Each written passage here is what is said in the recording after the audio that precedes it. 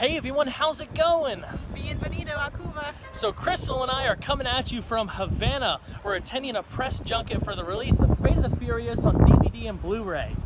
You know, she and I have been fans of this franchise ever since the beginning. They never get old. I love them. And with my 240 Resto Mod project that I'm doing right now, I ended up watching the entire series all over again for a little inspiration and just general enjoyment. It's so much fun. But to be able to come down here and see all of the filming locations that they used for the opening scenes of the movie, I mean, it's a once-in-a-lifetime opportunity, not just for that, but to just get an in-depth look at the culture here, and specifically the automotive culture, because, you know, I know you know, there's vintage cars for days. Everywhere. Just everywhere, and what people have been doing to keep them alive and running all these years, and it's just fantastic.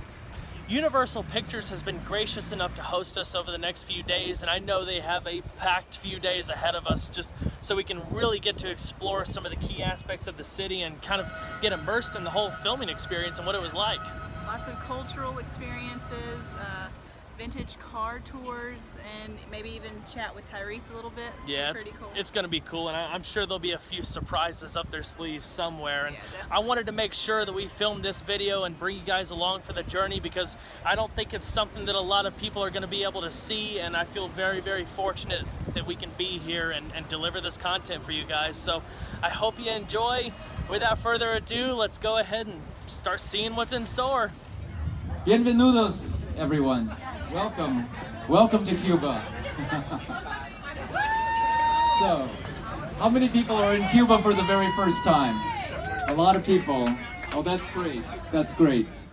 So over the next few days, we're going to see Havana in a unique way. We're going to see the film locations.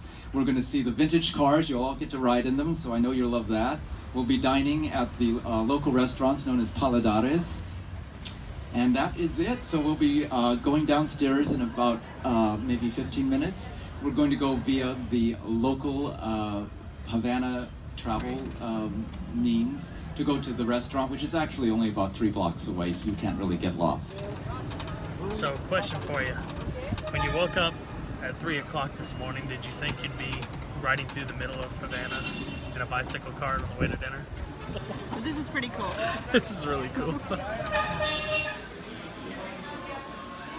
So the first day was more or less just kind of getting our bearings straight, relaxing, and kind of taking everything in. Enjoyed some time by the pool, had an amazing, authentic Cuban dinner that was absolutely delicious. We had pork, chicken, Fish. meat, fish. It was Everything. It was awesome. And those little bicycle taxis. That was really cool. But tomorrow begins our fun-filled adventure with all the Fast and the Furious stuff. So I guess I'm tired. Let's go to sleep. Let's go to sleep. We'll see you guys in the morning. So the first stop on our tour is Park Carrito. It's where the movie actually opened up. They had all the vintage cars, the big tuner crowd gathering. Behind us is actually the road that they started the Cuban mile race, so it looks a lot different in person. They told us that, you know, they actually had to shut this area down for about a month to get it prepared and ready for shooting, and they kind of kept it under wraps per se, but when shooting began, everybody realized what was happening and the locals went absolutely insane. It was a lot of excitement. There's a ton of vintage cars driving around here. It just looks so surreal.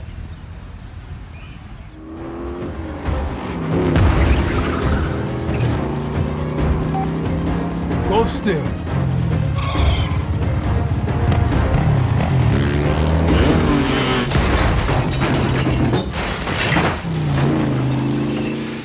Adios, Toretto. And people were watching us work for weeks. And they knew there was a movie coming, and there were rumors about what it was, and people were hearing it was a Fast and Furious movie. But on the first day of shooting here, so we had barriers up to keep traffic out, and Vin's car comes up that street that stops right at that intersection, and he gets out of the car. It exploded. People, it was pure excitement, and I think he was actually surprised by it and a little bit overwhelmed. All he did was stand there and wave and blow kisses. He didn't know what to do. So this was closed for days because we had to stage this crash. You know, the car's on fire, it's flying backwards, it's gonna hit the wall, it's gonna go over, it's gonna land in the water. And so you had your stunt guys here building the ramp and the pulleys that were going to yank the car up over the wall. So we had to close this more than any other location that was shut down to traffic, just so they could physically build the ramp.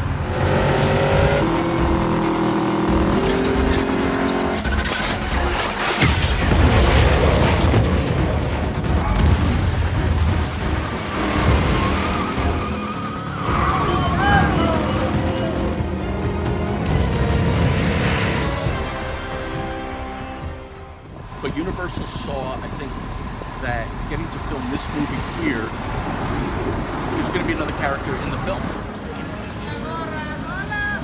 One of the coolest things about being here is being able to check out the local car culture, because it's unlike anything you'll see anywhere else. The classic cars give this place such an amazing character. It's almost like traveling back in time, but it also lets you know just how creative and resourceful the Cuban people are. I mean, you're talking about cars that are 50, 60 plus years old that are basically driven on a daily basis. And while some look nicer than others, all take a little bit of creativity to make sure they stay running and in good use, basically. You're probably wondering too what I mean by getting creative. The Cuban people are very ingenuitive, that they take what they have and they just put it to good use. These cars, they gotta keep running. That's what they have. So a lot of these cars probably don't have the original powertrains anymore. They'll take something from one thing, put it in another, basically repurposing it. But not just cars to cars, but like lawnmower parts, refrigerator parts, just stuff that you would never think could be used in a car, they put it to use. And I think that's amazing. Mira, amor, un motor de barco. No way. Yeah, lo que sea para tener a mi cariño trabajando. It goes to show how being oppressed for such a long time cultivated that ingenuity. Taxi drivers, they drive the old 1950 Chevys, Cadillacs, and I was reading the odometer on one of them the other day. It had like 650,000 kilometers on it, which is crazy. It's not just kind of like, oh, car, it's a classic. Their families have experienced life through these cars, so they have a different attachment to these vehicles than, say, what we do in the States. My grandfather bought it in 1956. When he died, it passed to my father, then my brother, and now to me. This is so cool. Now I was curious, does this have the original engine in it still? That's one, no, this is a Mercedes-Benz. Really? Yes. Can we pop the hood? Five and look at it? cylinders, 5 cylinders. Oh my god. That is so cool. Mercedes-Benz. How long have you guys had this car? Did you do the swap recently, or was it done a while back? This is a long time ago for the grandmother, grandfather tradition. Come on, 20 minutes, Maleko. We got a bunch of stuff to do today. We gotta head 20 minutes, Maleko. Come on. Oh, check it out, dear. Super deluxe convertible. Recognize that one, don't you? Yeah, it's this car from Back to the Future. Now, I used to have one of these, but it was a 1948 Tudor, which was a two-door sedan, flathead V8. Man, that is cool. I don't know if this has the original flathead still, but it was an 8-cylinder at some point. Man, those horns and that hood ornament is wild. So we've already traveled the city a little bit in a bus, but I think it's time to hop in one of the classic cars and take a proper tour of the city. What do you think? Trouble is, which one? There's so many choices. What do you think? I think we picked the right one. I think so. Dodge Coronet, classic 50s fins on the back. I think this might be like a 59. 58, 59. I don't have internet to double check right now.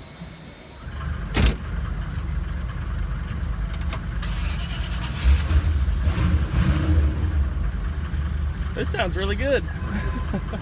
Dodge Coronet 1959. 1959. This is original engine. That's what I thought. It's V8. We were actually checking out a Fairlane yesterday, 1959, that had a Mercedes 5-cylinder in it. Wow. Yeah, I know.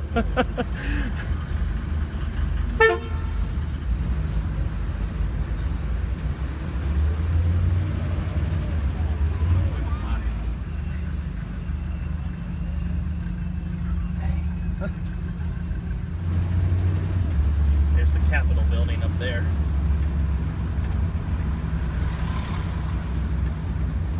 look at that. Bel Air Nomad.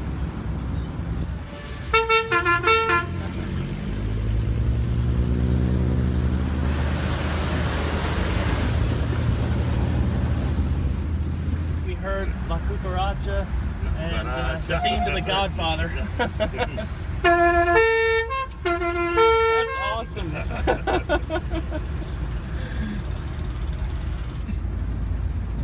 This thing drives really good. It does.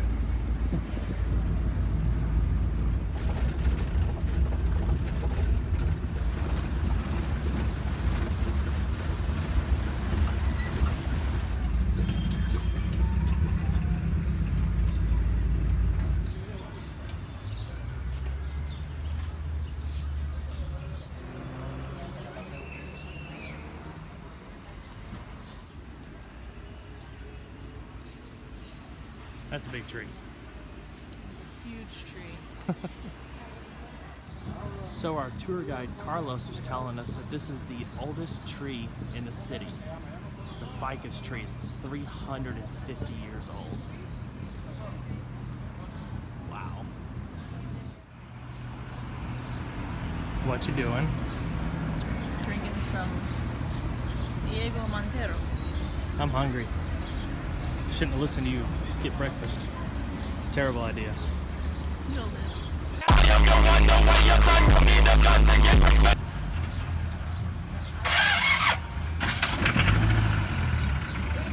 Nice. Hello.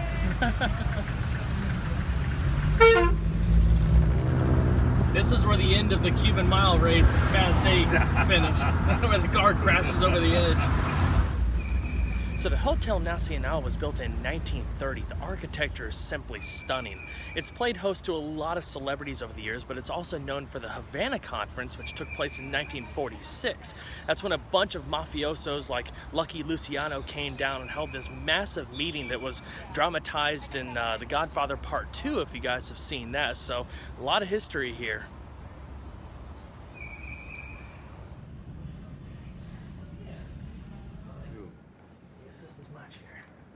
We're just going to put a slide on the front for you just before you begin. Well, it's a pleasure meeting you. Pleasure, man. Appreciate you having me and getting to talk about this. Has been an exciting trip. Where are you from, man? North Carolina. I hear it. Seems like a lot of people have been traveling overseas and from LA. Pretty gnarly travels. We had about an hour and 50-minute plane flight. Took a little nap. It was nice. Oh wow! It was a short flight. Oh yeah, real short. From North Carolina directly here. Yeah. Wow, that's had to all wake right. up super early in the morning, but. Yeah, that's all right. Yeah, this is my first time to Cuba. Mine too. Yeah. First time. How you been liking it? It's all right, man. I've seen people fixing the cars in the street and everything. It's just it's wild what they got to do to keep them running. Yeah, well, they should give out awards for the best mechanics in the world out here. Oh, I know. I was saying the same thing. To keep these cars running out here after 50, 60 years, that's hats off to them. It's impressive. Yeah, those are real mechanics right there. I've had a bunch of classics myself over the years, and my wife actually just got a '69 Chevelle that used to belong to her grandmother. So we always got to have some sort of project car lying around, and I'm trying to learn how to work on as much stuff myself as I can, but still got to trust the experts sometimes. But it's still a lot of fun. I've heard that you have quite a diverse car collection yourself, and one of the things that I was going to ask you, first of all, I mean, through the Fast series, you've had so many different experiences with a wide range of cars, from like the Eclipse Spider to a Koenigsegg. Like, is there a particular car over the whole series that you would pick out, like that was my favorite to have experience with? I've always been a fan of the Bentley GT Coupe, so I really love what we did in Fate of the Furious with the two-tone burgundy and white. I appreciate, even though I've never owned one, I appreciate the orange Lambo. Yeah, that was cool. I'm not really into old school cars on that level like that. But I appreciate Vin's car in Fate of the Furious. The Black Charger. Yeah. And I've always been a fan of the one that Paul drove in Too Fast 2, the Skyline. Oh my gosh. Yeah, I have an '89 Nissan 240 that I'm doing a resto mod project with, so I'm like restoring it and modifying it tastefully. Yeah. And we're throwing in a RB25 from a Skyline, so that's gonna be sweet.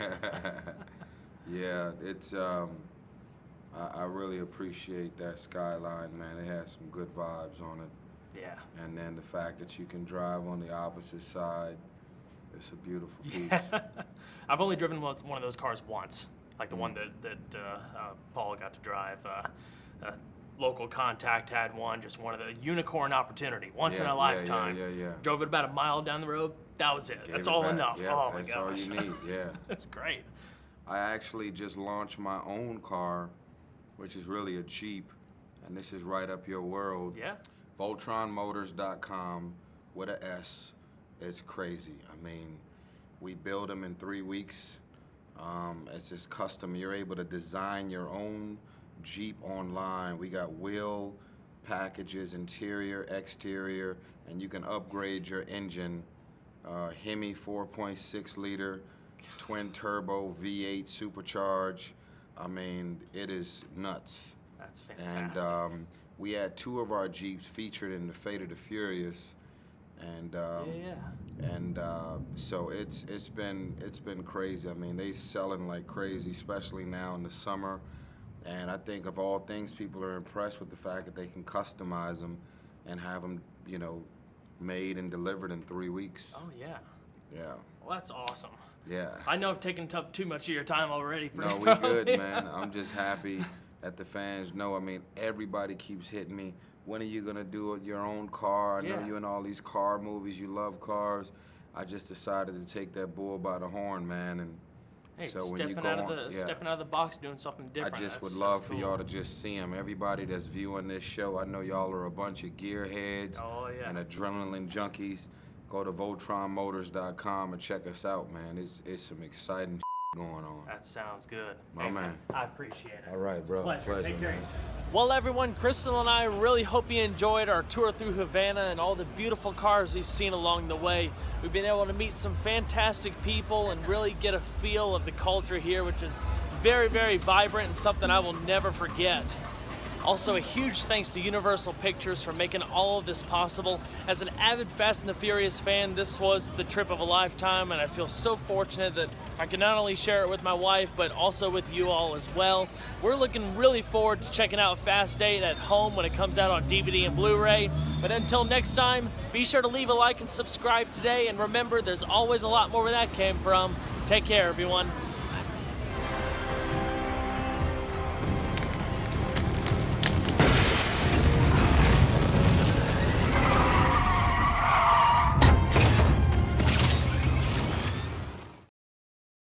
So does this mean we can work on the Chevelle now?